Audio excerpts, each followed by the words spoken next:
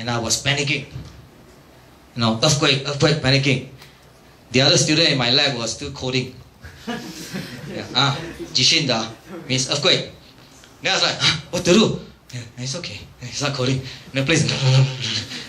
And I stop. Okay. And he says, okay, finish. And next moment, and he's still coding. So 4.5 years there, I got used to that. Right? Okay. By the time I reached the second one, I was worried about my coffee. It started to shake. I make sure I grab my coffee mug because I don't want the coffee to spill. Okay.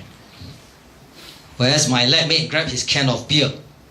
Okay, he doesn't want to drink. Okay. So anyway, so in Singapore, most of us are not used to earthquakes. So when there was a time when there was a big earthquake nearby and the building started to shake. So all these companies start to come to us because I work in a research institute. They say, oh, again, who do sensor networks? All panicking. There, that guy there. Okay, good. Come and ask me. He says, do you have sensors to monitor building shaking? I said, yeah, sure. Yeah, sensor, great. Where do you get it? Oh, I order from the internet. Good. Then the fella take look. Does it measure shaking? Yes. Accelerometer, blah, blah, blah. I tell him, great. Then he look at it, he says, oh, this is good. Very small, very good. Then he look at me and then he says, how do you change battery? I sort of looked at him, I says, I didn't say anything. I was like, you own a company and you do not know how to change batteries? Okay. So maybe you could read my mind, because I was thinking that you must be really stupid. But I think he saw it in my face. My face doesn't have a display that says you are stupid, right? No, he says, no, let me explain to you. I said, okay, good, explain to me. So he says, you see this sensor, I am going to put it in the wall. Right? So maybe I have an additional board on the wall, but I'm going to put it inside the wall like that, and I'm going to cover it up. Okay? Or, if I'm going to build a new building, I'm going to put it inside the pillar, and I'm going to pour concrete as I build.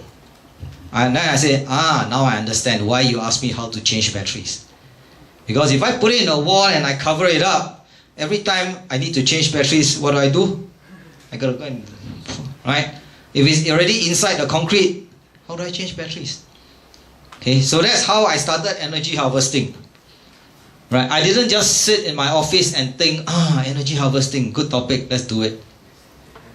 Right? And that's when I also started thinking, if I have a sensor this size, how big can my solar panel be? Right? Okay, now, but why? It's not because it's a real problem that I'm trying to solve, but a real problem actually causes more problems to all the protocols that we all learn. Right? Now, so first of all, okay, as a researcher, we always have to do more fundamental things. Okay, so before we design new protocols, we look at what we have now. So we look at IEEE 802.15.4. I've been doing so much research in it, so I said, okay, it uses the CSMA/CA. Who don't know what does that stand for? Come on. What does CSMA/CA stand for?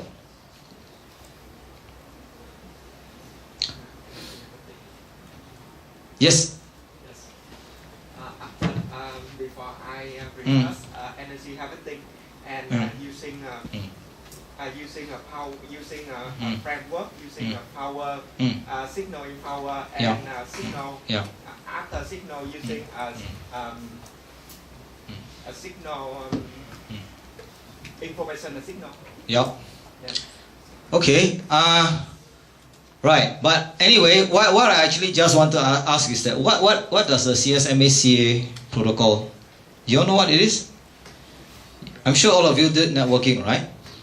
Okay, so anyway, it is a protocol used by that standard that everybody uses now, including ZigBee. Okay?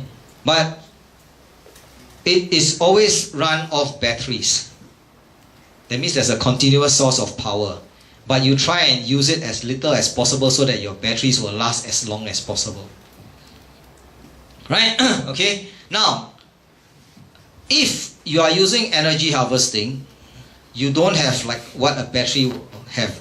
It can last a long time, then it finally goes off. You harvest energy, you put it in what we call a super capacitor, a super cap. Okay. Now, a super cap is like a cup with a hole. The bigger the cup, the bigger the hole. And then you try and pour water in. So energy harvesting is like you're trying to collect rainwater with a cup that has a hole. Got it? Okay, so you're harvesting energy. Okay. So what happens is that if you start to use the energy, you keep using until it drops below a certain level, you cannot use anymore. You have to go back and harvest. Right? So if I look at the IEEE 802.15.4 protocol, this is the flow chart. Okay. Normally from here it will go back to here because they are using batteries.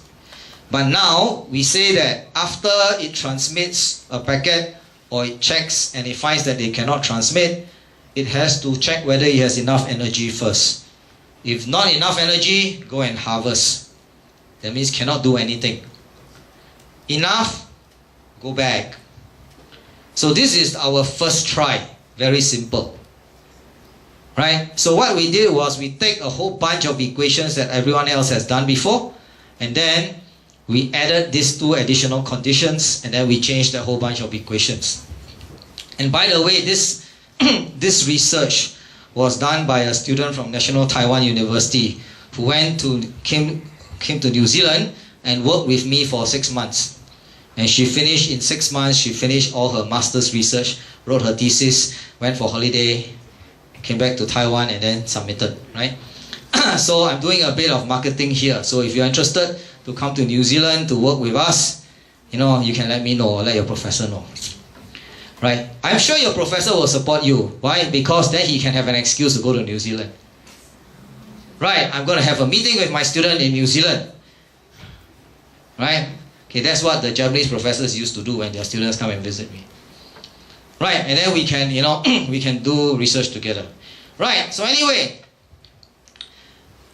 not to worry you about those equations. What is important? All the protocols nowadays, especially things like CSMA CA, okay? Like just now, I asked you to close your eyes and try to talk. Okay? If you close your eyes, you listen, nobody talking, you open your mouth and you speak. And then another person does the same thing. So both of you will say, somebody else is talking. So what do? You quickly keep quiet and you wait as you keep listening again, because like I said, you cannot see.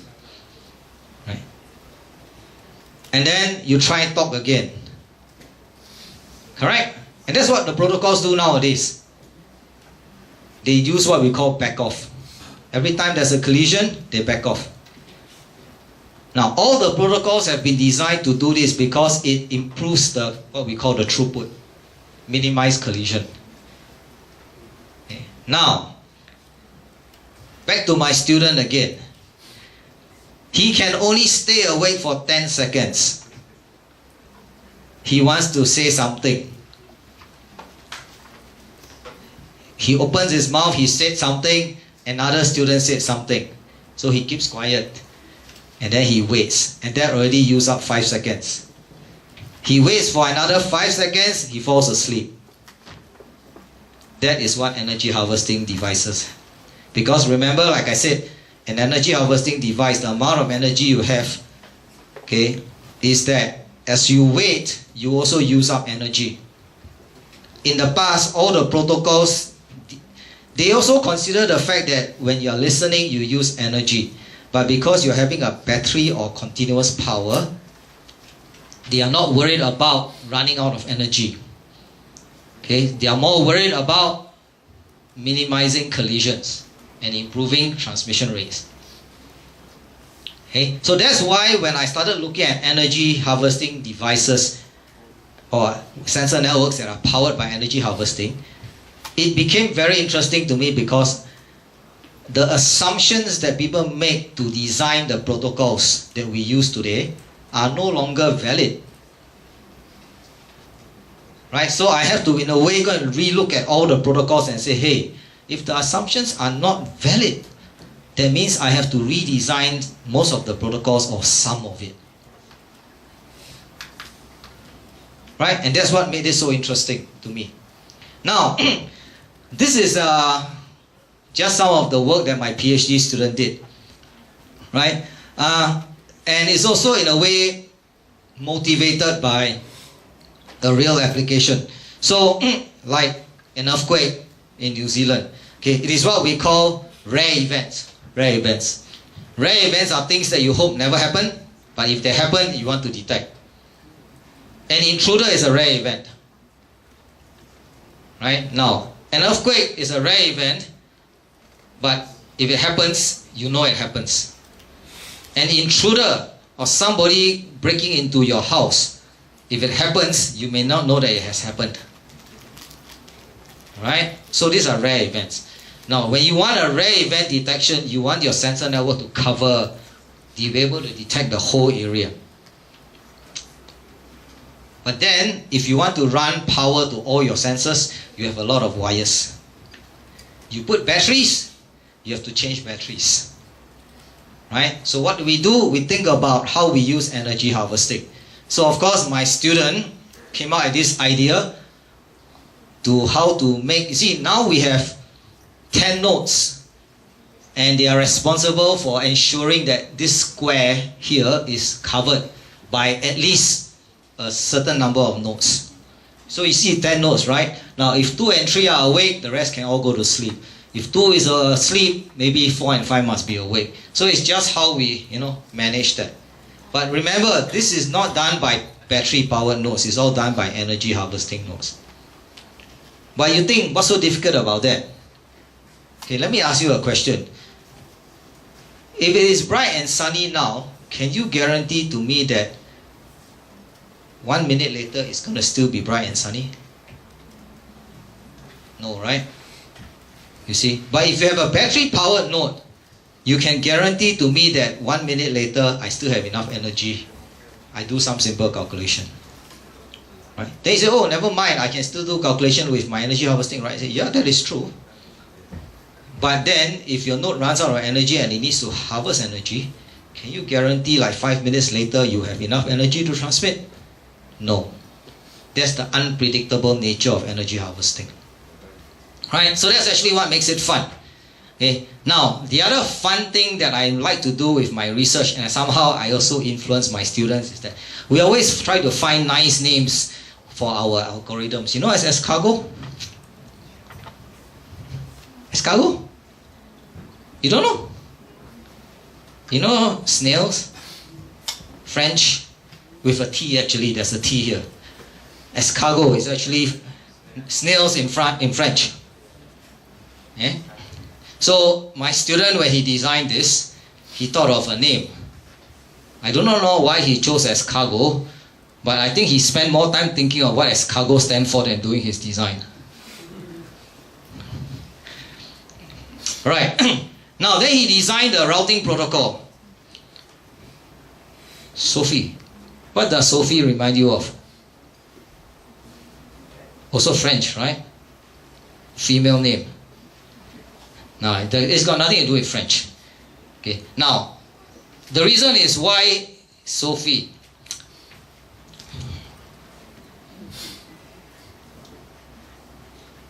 Come on. Okay, the first author here. I told you, right? She's a student from National Taiwan University. She was the one who did research on the MAC protocol for 802.15.4. So my PhD student, David, was asking her a lot about MAC protocol, trying to understand this. So he decided to name the protocol after her. So he tried very hard. SOPHIE. So no matter how hard he tried, he cannot come up with a protocol that has SOPHIE. So he came out with the next best, SOFIE, which also sounds like Sophie. Okay, I'm not lying to you, that's actually what he did. Okay. Right, so anyway, Now, these blue statements are actually what I put in when I presented in the Huawei forum. I want to try and show them how NB-IoT can benefit my research. Right, okay, I don't think I have much time left, okay? I just want to show you this thing. What do you think is this device? Guess. What do you think is that device? 这个东西是什么来的？看起来像什么？ Sorry? What does it look like? A fan. That is like more than half the answers I get. Right? If I look at it, I will say the same thing. Anyone else? What else can you think of? Sorry? A drone. Yes, recently that's also the kind of answers I get. A fan, a drone. Right? Now, this is nothing more than a simple IEEE 802.15.4 transceiver board. Below it is a power management board designed by one of my Bachelor of Engineering students. He has already graduated. These things are what we call piezoelectric material. So what does piezoelectric material do? When you bend it, it generates electric energy. Right? So this device is nothing more than, these four things are just things that generate energy. So you see this device here? Right? We put it at what we call the earthquake house. So this is a house in the museum in Wellington that simulates an earthquake. So if you have a chance to visit Wellington, you go to the museum, every 22 minutes you go inside the house will shake and let you experience what it feels like in an earthquake. Okay, so it is meant for us to test our device. So what's so special about this device? No batteries. No batteries, no electricity, nothing. If I fix it to a building, I don't have to worry about changing batteries. But then, when there's an earthquake and the building starts to shake, it creates its own energy. When it fills up its capacitor, it transmits. Now, I do not even need an accelerometer or anything. You know why? Because I just count how quickly they transmit the packets. Because the harder it shakes, the more energy is generated, the faster it starts to send packets. So just by counting how frequently I get the packets, I can somehow infer how badly the building is shaking. Now, if I show it to a civil engineer, he will say, no, no good. Right? But the interesting thing is this. I presented this in a conference on structural health monitoring in Hong Kong. And then I get an email from somebody in California. I thought it was spam. And then the guy asked me, where can I buy this? I was like, you're not joking, are you? So I write back and says, thank you for your inquiry, blah, blah, blah. By the way, why are you looking for this? You know, he says, oh, I'm a consultant for FEMA. You know what's FEMA? In the US, there's this agency called Federal Emergency Management Agency. And California is the place where big earthquakes happen.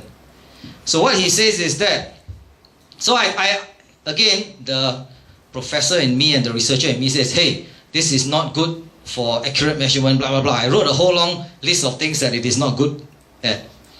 He says, don't worry. He says, why do we want this? If I put it in the buildings, after a major event, a major earthquake, I can estimate which buildings are totally hopeless, gone case. Which buildings are still considered safe. Which buildings are damaged, right, based on the engineering specs. And I need to decide where to send my rescuers first. Because if I know that the building is unsafe, but there are people in there, I better send the rescuers there, and I know what to do. Okay, and this actually was motivated by the earthquake in Christchurch. I don't know whether you have seen it in the papers. In New Zealand, the town, the city on the South Island, Christchurch, experienced 2 earthquakes. In the first earthquake, there was one building that the engineers say is safe. But in the second earthquake, the whole building came down. Right? So the reason is that the engineers look at the building and say, no cracks, safe. But actually, you do not know how badly the building has shaken. Right? So our purpose is just to help you, to tell you how badly it has shaken.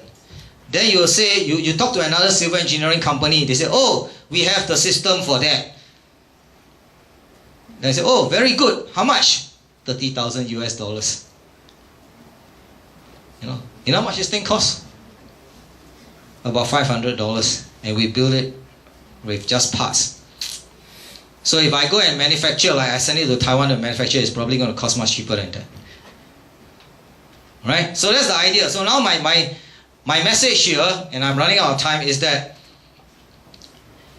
sometimes, okay, the event that you're trying to monitor, right, you don't always have to go and measure it in the direct way. So what I'm showing you is that I'm measuring it in an indirect way. Right? Okay, so this is something that I did in Taiwan and is being deployed now commercially, but I'm not going to go too much into it because I'm totally out of time. Come on. Yep. Right. So, now, so how does new technology like NB-IoT affect me? Okay, as a researcher, I embrace all new technology. If you have new technology, fine. I just want to know more about it. Right? And then of course, the people who design it hates me because I always try and find something wrong with it so that I can do research. Right? So anyway, I don't believe that NB-IoT will solve all problems. I believe that it will work with other technologies. Right, so I'm gonna skip this, but then I'm just gonna go to the very last, this one. Okay, this is one of the slides that I'm gonna sort of finish off. Now, in IoT now, like now, when you are doing something, okay, when you first started, like me, using the internet, you always connect to a particular host. Right? Now, when you use like Chrome Explorer, you don't care which host you connect to, right? You just type, I want the data. And this is what we are in this world now, we are talking about content. We want the content. So IoT is also about content. Because if I'm going to deploy 100 temperature sensors in this room, and I ask for the temperature of this room, I don't care which sensor give it to me. Maybe I do care, like some sensor at the front of the room, some sensor at the back of the room, but I do not care about the exact sensor. Okay, so that's what IoT is all about. It is actually all about data application, the data. But our protocols are all designed based on address, IP address. So even content distribution networks, they are all about content, but they translate everything into IP address. Then they go out. Have you all tried, do you know how to get the IP address of a domain name? Have you ever tried? Like www.google.com. What is the IP address of that? It will change all the time, to be honest. Right? Because they translate it. Okay, so anyway, so this is what's happening. IoT is all about that. Okay, and then because of that, there's this thing called NDN, which is called name data networking. Right? So what is name data networking? Name data networking basically says, I just ask for the data and I send out my what I call the interest packet. Then the next node that receives my interest packet will check, do I have the data? If I don't have the data, I will pass on that packet until the node that has the data. Then that node that has the data will return the data to the node that asked for it. And then it just keeps passing back until the node that asked for it. Now all the nodes along the way will keep a copy of it. Right? So that's what NDN is all about. Right? So anyway, NDN was designed for the big network. But if you try and use it in the IoT, you have a lot of problems, caching and all that kind of stuff. Right, now lastly, okay, I'm sure this is a hot topic with everybody, security. You heard of the Mirai botnet, right? That means they use all your IoT devices, like your webcam, IP cam and all that, and they use it to attack people. Do you know that your IP cam has a username and password? You don't know? Now you're in trouble. Your IP cam is one of the bots in the botnet. Because if you buy an IP cam, you put it at home, you connect up, the default user ID is admin. The default password is admin. If you don't change your password, you're gone. And that's exactly what happened. They use those IP cams and they just use it to, So, IoT devices are resource constrained. That means they don't have all the protection. Nobody really wants to hack the device, but they want to use the device to attack other people. That's what happened. Okay? So, when you talk about IoT security, we have to worry about CIA. You know what CIA, right? Central Intelligence Agency. No, not that. Okay. Yes, we always have to worry about the CIA. We worry about NSA and all that. No. Okay. CIA here means confidentiality, integrity, availability. Confidentiality means, how do I want to keep the data from my IoT device confidential? That means, do I want to encrypt it? Or do I want to ensure that it cannot be changed? Or do I want to make sure that the data is always available and timely? Timely basically means, if I ask for the temperature of this room, and the sensor take a reading now, and 1 hour later I ask for the temperature of this room, the sensor don't give me the reading that it took now. Right? So, very often, when you ask anybody, they'll say, I want everything. In an IoT device, it doesn't work. Right? Now, why doesn't it work? Okay, so anyway, IoT is basically about how you deliver the content. We can still use the old method with all those protocols. But then, because there are so many devices now, and worst of all, the devices are not on all the time, right? So we have to think of a different way. How to power them? That's my favorite topic.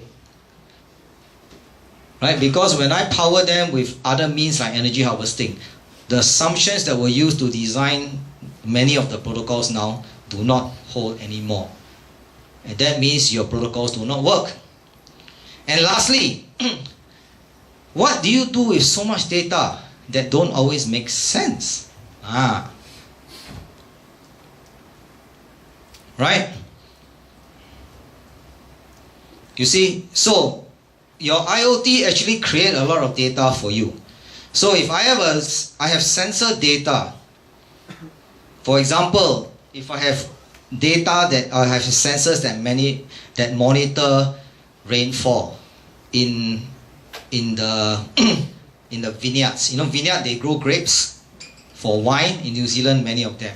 So if I have sensors that monitor rainfall or frost or temperature of the vineyards, they are useful for the farmer, right? What else can I use it for? Those sensor data. Well, there are many things I can do for. So those sensor data, if the farmer only keeps it for himself, that's confidentiality. Right? He doesn't want to share it, he encrypts it. But if I don't encrypt it and I share it, if I'm going on a vacation, I want a tour, I can use the sensor data to know whether it's raining or not. If it's frosty, that means there's frost. If it rains and it frosts, that means the roads might be dangerous, there might be ice on the road. Right? You see, so data that was originally collected for the farmer